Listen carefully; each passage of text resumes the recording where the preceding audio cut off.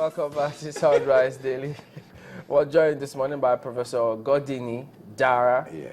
He's a professor of literature. He teaches literature in Delta State University. He's a former former chairman of the editorial board in The Guardian. He was also a delegate at the national conference. Thank you for coming on this morning. Good morning.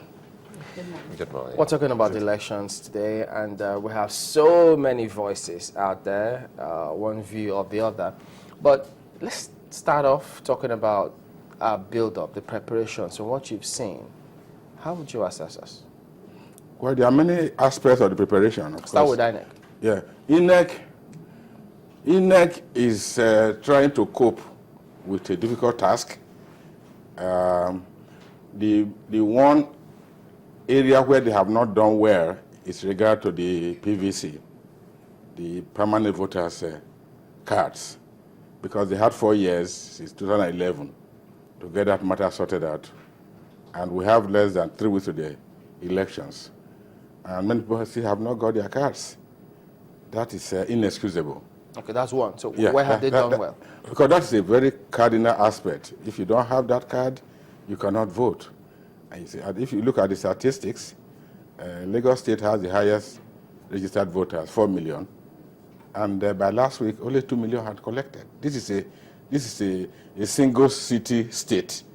It's not a diverse. It's only 3,000 square kilometers. So if that can happen in Lagos, you know that it will be in other places it will be worse. In my own state, Delta State, we have 1.9 million voters registered. Only 1.2 have collected their cards. So they shouldn't have had that problem at all, because they had sufficient time to handle that matter properly. Let every voter have a card. If you don't want to vote, you can stay back. But not to have the card means that the person has been de-exercised already. Have they done well anywhere? Yes. In terms, if you compare to the difficulties we had in 1999, 2003, 2007, and with even late President Yar'Adua admitting publicly that his election was flawed, effort has been made since that time, although they have not implemented the Justice Uwe Commission's report. But improvement has been recorded. Since 2011, as a voter, I know that the credibility of the elections has been rising, to the extent that, I mean, one party does not win. I mean, how did people say it just now when you were engaging in Akwadoko? Different parties are winning. So the level of rigging, whatever it is, has been curtailed.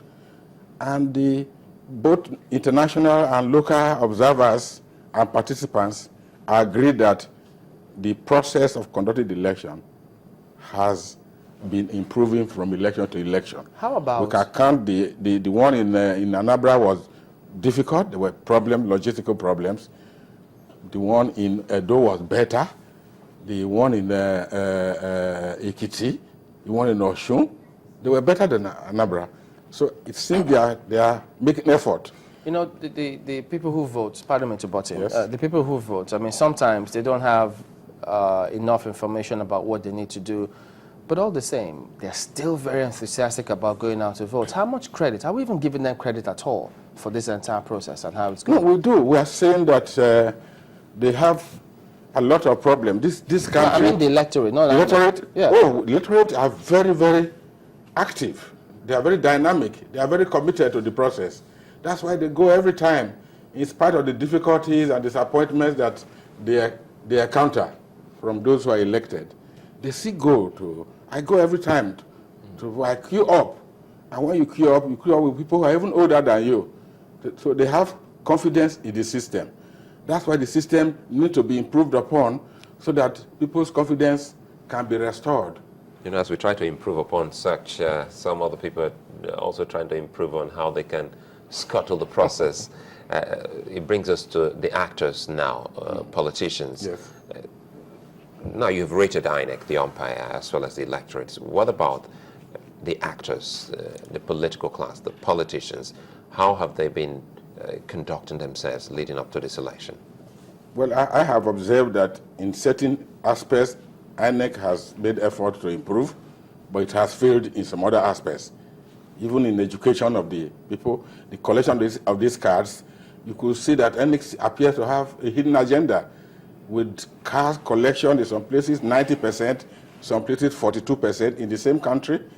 So they have to solve that problem. I was happy when the president told the INEC chairman, let everybody have his or her card in one of the events they had in Abuja. That is a responsibility. They'll be given the money to do it, they should do it. The politicians, of course, they are stakeholders too. I mean, they are marketing their own ideas. They are struggling for power, and the struggle for power is always intense. It's always difficult. You try to displace those who are already enjoying certain privileges, and you are trying to show that you are better than them. And for a country with so many languages, so many regional interests, is bound to be dramatic, is bound to be as noisy as it is now. I want you to put on two of your caps now. Yes. Your journalism cap and your literary cap. Yes. You've been going through all of this. You've been editorial board chairman of one of Nigeria's flagship newspapers. Yes. And some of the things you see in the newspapers, campaigns, statements, comments, how does it sit well with you? Well, it is in nature of politicians during campaigns to be extravagant. Even if you go to the literature, fiction, you will see it in Achebe's No Longer at Ease, Achebe, A Man of the People. It is in nature of politicians to be garrulous, to say more than they can do. Now, if the language is not moderate, that's the problem. And they think that when they are disciplined in the use of language, they will receive more attention. It is the duty of the media, in fact, to discipline them by condemning the use of such indecorous languages. If you sit But in a boardroom, even in that noise, the ideas are flowing. What are they quarreling about? They are saying that they will do better. PDP said they will do better in transport, they will do better in stabilizing petrol. Ideas are also flowing. yeah, Professor Darah, Yes. when you sit in a boardroom or you sit on a vetting panel in a media house and such come to you and you see that the language is capable of inciting maybe violence or impugning on the integrity of the other person, and someone has given you money that will want this published, what would you do? Well, that would be professional indiscipline. It would be condemnable. I mean, I cannot vouch for all participants or practitioners of the media that they are doing according to their own professional ethics. This is a moment where many consciences can be broken, but it is still not tolerated. And it is each media house that should engage its own workers to make sure that it reflects the decorum required of a country of our size, particularly when we have gone so global. All the things we are saying now, they are being watched elsewhere in the world, and the comparisons are being made. So, but I think that when the campaign started, you could see that the antagonism was very hot initially because people were trying to get headlines. But it has toned down now. I was surprised the other day that President Jonathan and Buhari embraced, and the laughter that came from their face, it was not manufactured. It was genuine.